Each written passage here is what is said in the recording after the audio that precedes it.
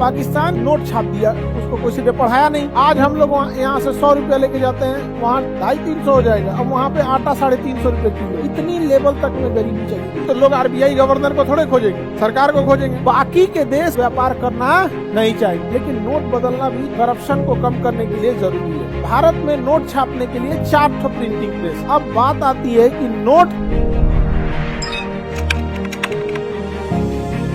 एक चीज तो पता है कि जितना का नोट छापना है, समझदारी ये है कि उतना वैल्यू का आपके पास सामान होना चाहिए। यानी अगर देश ने 10 लाख का नोट छाप दिया तो देश के पास 10 लाख वैल्यू का कुछ ना कुछ होना चाहिए। इंडस्ट्रियलाइजेशन होना चाहिए, सोना होना चाहिए, कोई ना कोई उस वैल्यू का चीज होना चाहिए। यानी आपके देश में जितना नोट छापा गया है, अगर उतना नोट के वैल्यू के बराबर आपके देश में इंडस्ट्रियलाइजेशन या गोल्ड रिजर्व रहे, तो ही जाके क्या रहेगा, बैलेंस रहेगा। क्योंकि नोट जो प्रारंभिक तरीका ही था नोट छापने का कि जितना का नोट छापेंगे उतना का सोना रखना पड़े।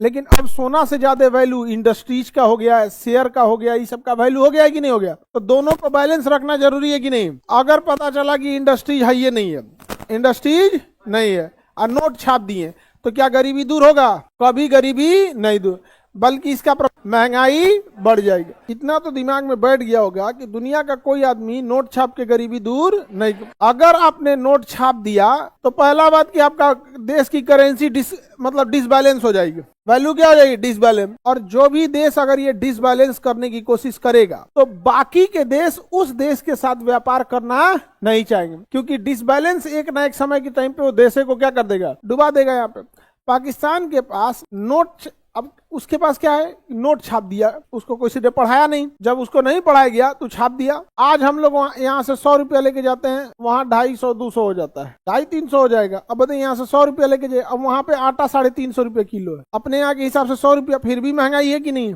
अरे अपने यहाँ 100 रुपया आटा हो जाए तो बवाल हो जाएगा।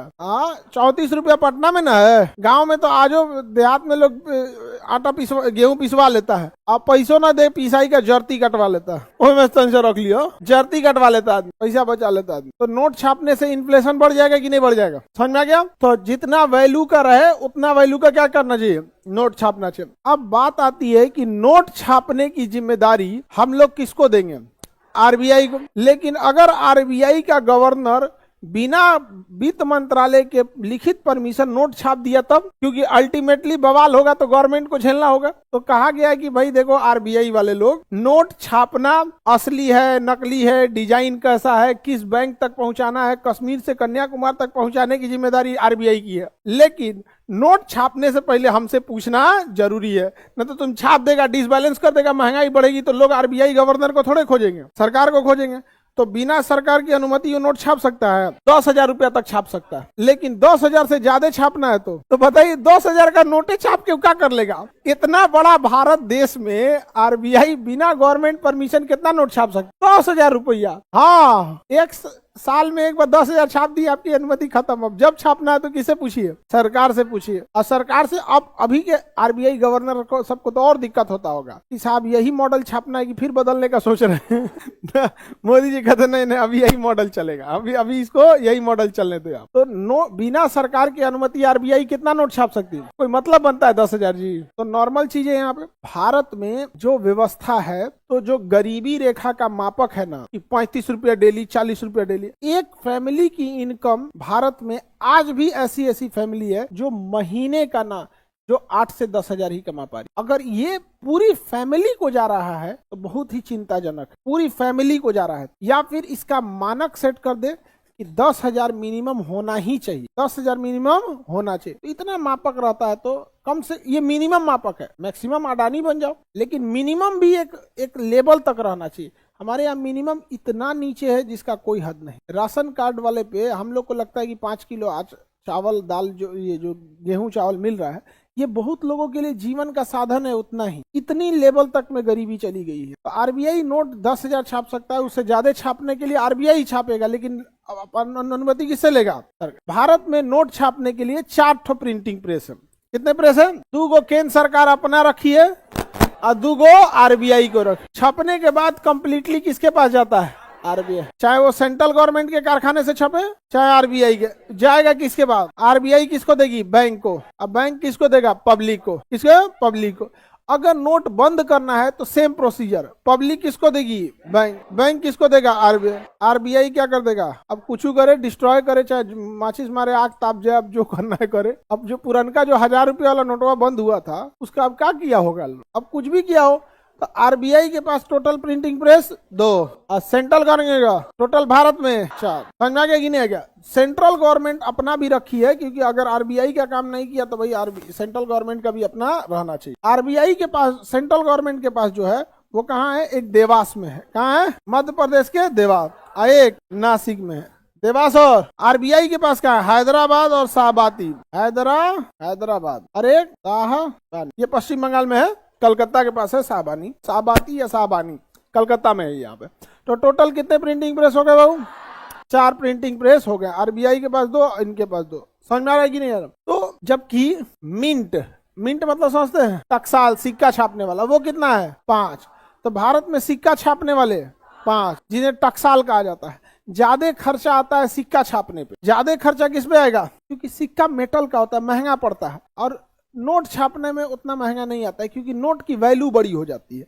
जैसे 500 का नोट छापना है तो सरकार को लगभग 4 रुपए, 3.5 से 4 रुपए के आसपास का खर्चा। अब इसमें सरकार को लॉस जाता है, क्योंकि आप जब 500 रुपये का नोट लेते हैं तो कंप्लीटली आप 500 का, या तो आप 500 रुपये के काम किए होंगे या 500 रुपये का सामान बेचे होंगे, अब बदले में 500 का नोट ले लिए होंगे। और जो उसको छापने में आरबीआई का 3.5 रुपया आया है वो तो आप देते ही नहीं है। देते हैं? तो आरबीआई को हर साल ही घाटा लगता है नोट छापने पे। और उसके बाद भी ये घाटा कब गड़बड़ हो जाता है? जब नोटवा गला देते हैं, आप लोग धो देंगे, कोनो कपड़ा में खींच देगा, कोनो कुछ कर देगा, नहीं समझे? तो आरबीआई ऐसा नोट बनाना चाह रही है जो लंबे समय तक चले।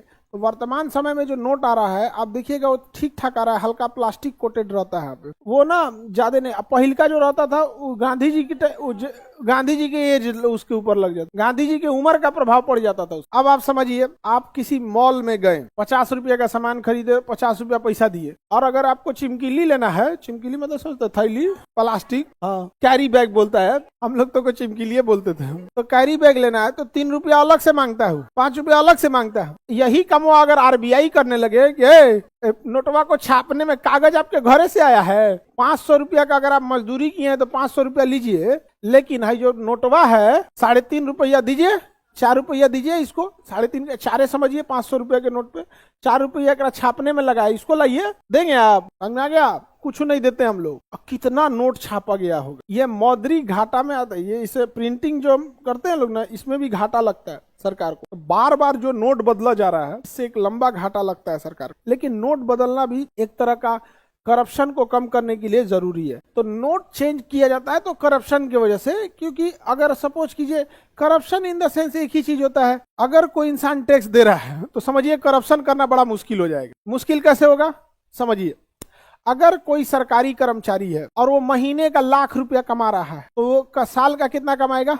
12 लाख। इसमें से कैसहू वो आधा तो खर्चा कर देगा फैमिली में, डेली का राशन पानी, बच्चों का फीस, किराया, बिजली बिल का 12 लाख रुपया उनका बचल, खाएंगे वो, हवा पी के जिंदा रहेंगे, बचेगा कुछ, उसी पे ना वो टैक्स देंगे। लेकिन अगर सपोज कीजिए कि महीने का वो 1,00,000 रुपया कमा रहा है, साल का उसके पास 12 लाख रुपया टोटल इनकम, और वो टैक्स भर रहा है कि हम 20 लाख रुपया कमाए हैं। कहां से आया है? बस सबको टैक्स पे ले आ दीजिए, क्योंकि टैक्स जब आप भरते हैं ना तो 2 तरीका होता है टैक्स का। पहला तो भैया हाँ, आप कितना देने चाहते हैं दे दीजिए।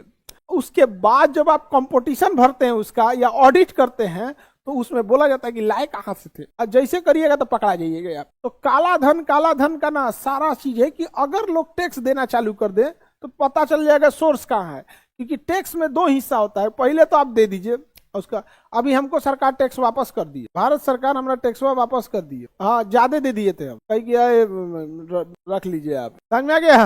हम लोग ये सब कभी चोरी वगैरह का काम नहीं, जितना है भैया देश के लिए ही जा रहा है यहाँ पर। जैसे आप सोचते हैं कि कमाया जाए ज्यादा से ज्यादा, वैसे एक बार सोचिएगा कि ज्यादा से ज्यादा टैक्स भी दिया जाए। अब जैसे कोई करप्शन कर रहा है, अब ये करप्शन का भारत में तो एक है चीज कि जिसको जहां मौका मिलता है वहीं करप्शन करता है। अब बदनाम हो जाते हैं सब नेता सब, क्योंकि वो दिख जाता है। सबसे सिंपल तरीका होता है कि अपने एरिया के सांसद विधायक को ले लो, यही करप्शन कर रहा है। जबकि जमीन पे जब आप उतरिएगा ना, जिसको जहां मौका मिलता है वहीं कर डालता है करप्शन।